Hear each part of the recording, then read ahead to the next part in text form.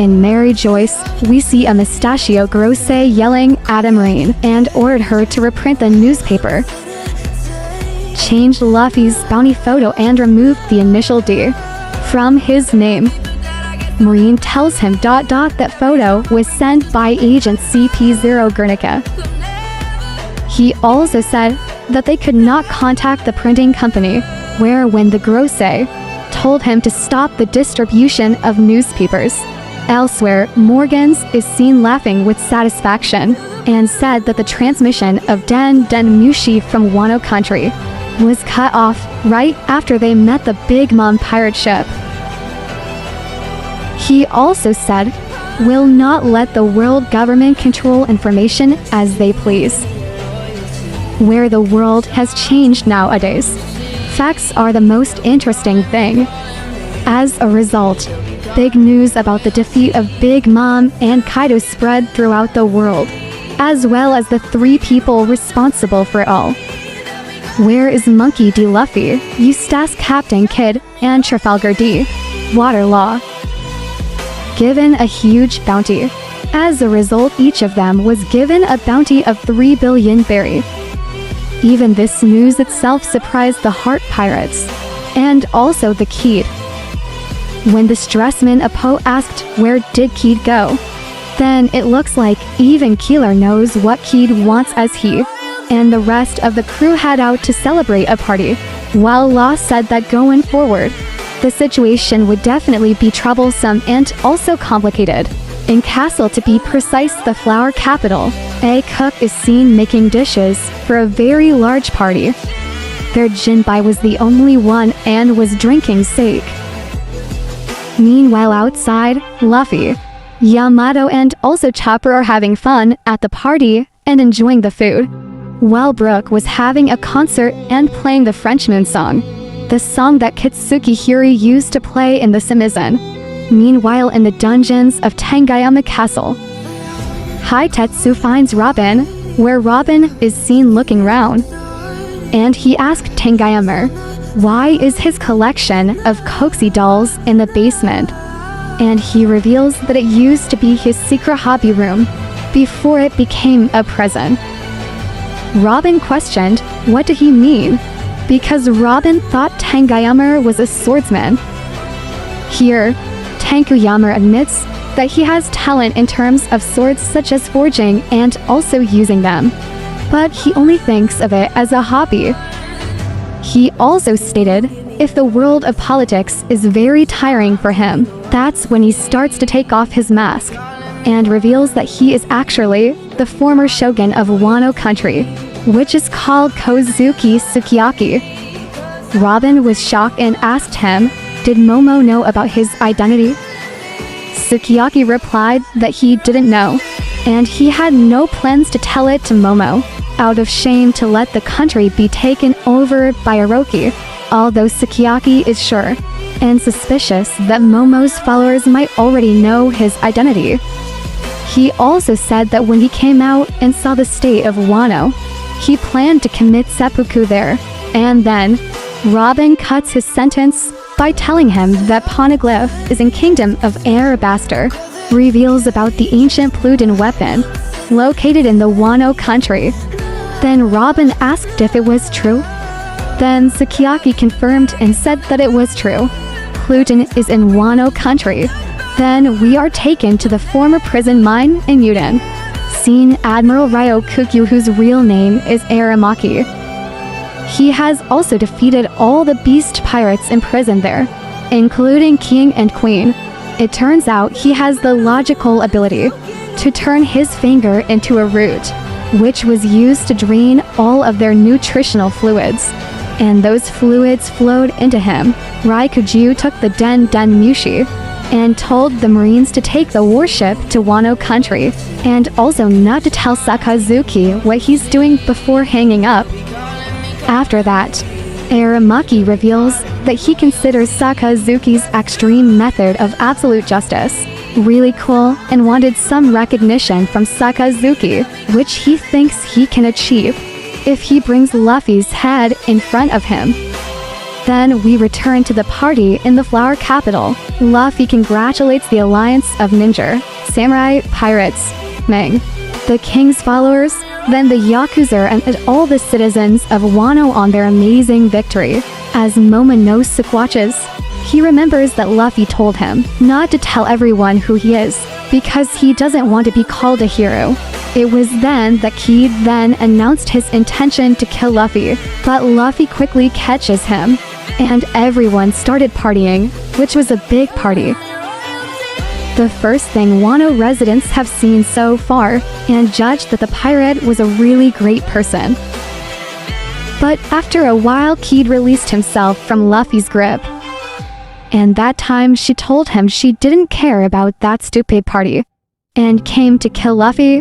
Then Kid told Luffy that the outside world had announced the name of the new Yonko, namely Akagami no Shanks, Marshall D. Teach, Mujiwara no Luffy, and the last is the Star Clown Buggy. Here Luffy really surprised, but on the other hand Ryokugyu, he began to approach the flower capital while listening to celebratory music at Wano, but he says that he is not in a strong mood considering the flower capital. The whole world is in right now everyone to gather up and asked that this was not known by Luffy finally changed. On the other hand, as Ryokugyu continued walking towards the flower capital, he said that even if you want it, what is called power is power that is difficult to obtain. But he was stopped by Denjiro, Inuarashi, Nakomamushi, Shinobu, Reizo, and Kawamatsu, and everything was demanded by Ryokugyu to step aside. Reizo and Denjiro conclude that Ryokugyu is a marine, and therefore he is Luffy's enemy in the outside world. But Ryokugyu said, the celestial dragon is the god of this world. Well, the citizens of Wano, who do not join the world government, do not have any rights as human beings. Then he attacks everyone with his devil fruit powers, because he has consumed a Logia-type Mori Mori no Mi, and thus he is a man of the forest who is one with nature. When attacking Ryokugyu using forest root and plant-based attacks, then Ryokugyu tells the samurai that mankind has only progressed so far because they upheld the hierarchy, and non-affiliated countries must be put in place to maintain peace, because according to him, prejudice breeds stability, discrimination breeds peace.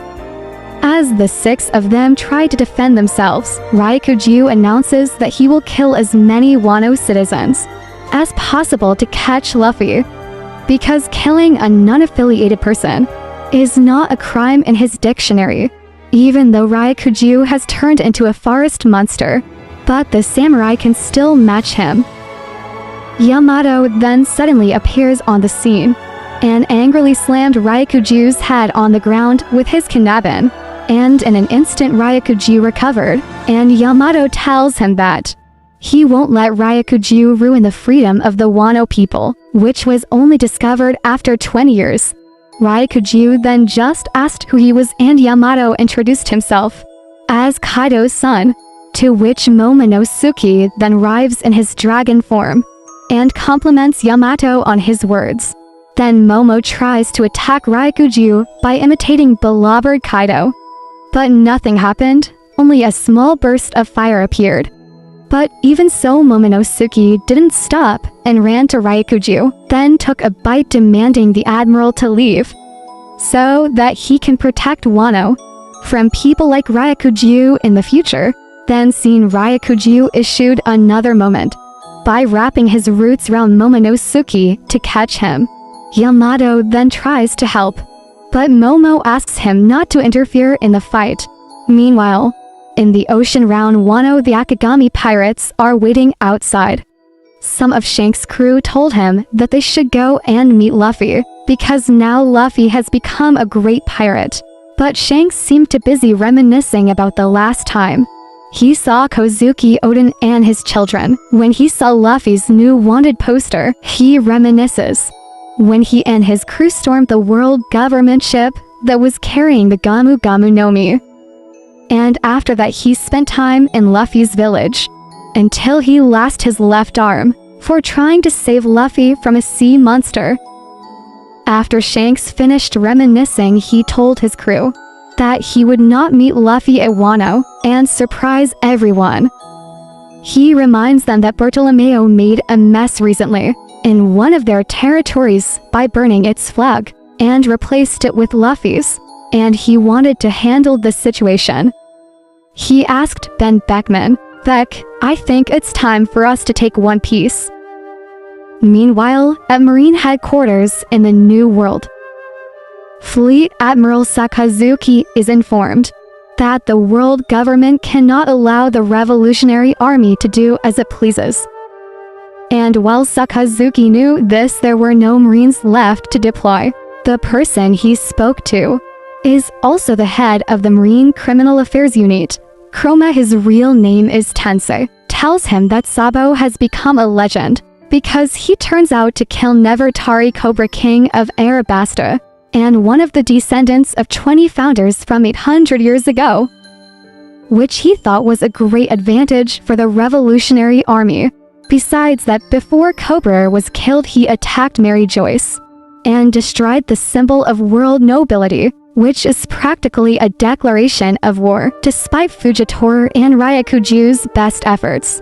Sabo and other leaders of the Revolutionary Army were able to save Bartolomeo Kumar and escape. Chroma said that the two admirals might not be allowed to fight it out in the Holy Land, but Sakazuki demands that he not make excuses for them. Here it is also revealed that Cobra Princess Nefertari Vivi also disappeared, and he's still investigating how Cobra's death and Vivi's disappearance are connected. While Kizaru, who is also present, asks if they can close the case of attempted murder of St. Carlos. Chroma then says that St. Miasgard escaped the attackers in the Holy Land. Then the Holy Knight must mediate and investigate the complicated conflict. But Sakazuki told him to let them take over and did it. Cromer said that most of these incidents were related to Sabo, making it a fire of rebellion that spread throughout the world, and that the 8 rebel kingdoms were inspired to stage a coup while their king was away.